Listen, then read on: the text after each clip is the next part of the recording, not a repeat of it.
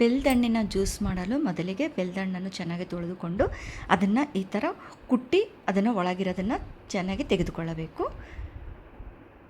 ಒಂದೊಂದು ಒಳಗಡೆ ಕೆಟ್ಟೋಗಿರುತ್ತೆ ನೋಡಿಕೊಂಡು ಇದನ್ನೆಲ್ಲ ಒಂದು ಸ್ಪೂನ್ ಸಹಾಯದಿಂದ ಚೆನ್ನಾಗಿ ಎಲ್ಲ ಒಂದು ಬೌಲಿಗೆ ತೆಕ್ಕೊತಾ ಇದ್ದೀನಿ. ಕೆಲವು ಹುಳಿ ಇರುತ್ತೆ, ಕೆಲವು ಸ್ವಲ್ಪ ಸ್ವೀಟ್ ಕೊಡುತ್ತೆ. ಇವಾಗ ಇದನ್ನು ಕೈ ಸಹಾಯದಿಂದ ಚೆನ್ನಾಗೆಲ್ಲ ಸ್ಮ್ಯಾಶ್ ಮಾಡ್ಕೊತಾ ಇದ್ದೀನಿ. ಜಸ್ಟ್ ಲೈಕ್ ಹುಣಸೆಹಣ್ಣಿನ ಥರ ಒಂದು ಸ್ವಲ್ಪ ಜಿಪ್ ಥರ ಇರುತ್ತೆ. ಈ ಥರ ಸ್ಮ್ಯಾಶ್ ಆದ ತಕ್ಷಣ ಅಂದಾಜು ಅದ್ರ ತುಂಬ ನೀರು ಹಾಕ್ಕೊತಾ ಇದ್ದೀನಿ. ಬೆಲ್ಲ ಸಹ ಅಂದಾಜು ಆ್ಯಡ್ ಮಾಡ್ಕೊಂಡಿದ್ದೀನಿ. ಹಣ್ಣಿನ ಸ್ವೀಟ್ ಮೇಲೆ ಡಿಪೆಂಡು, ಅದು ಹುಳಿನೂ ಇರುತ್ತೆ.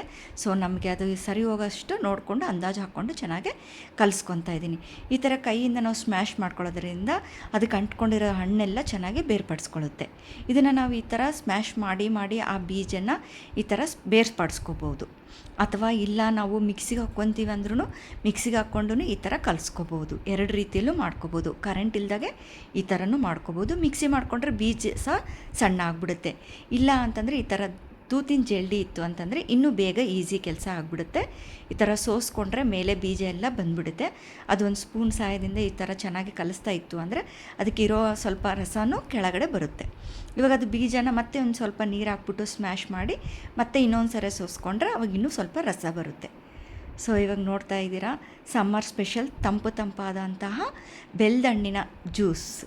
ಇದು ನಮಗೆ ಸ್ವಲ್ಪ ಟೇಸ್ಟಿಗೆ ಉಪ್ಪು ಸೇರಿಸ್ಕೊತಾ ಇದ್ದೀನಿ. ಜೀರಿಗೆ ಪುಡಿ ಅಂದರೆ ಹುರಿದು ಪುಡಿ ಮಾಡಿ ಇಟ್ಕೊಂಡಿರುವಂಥ ಜೀರಿಗೆ ಪುಡಿ.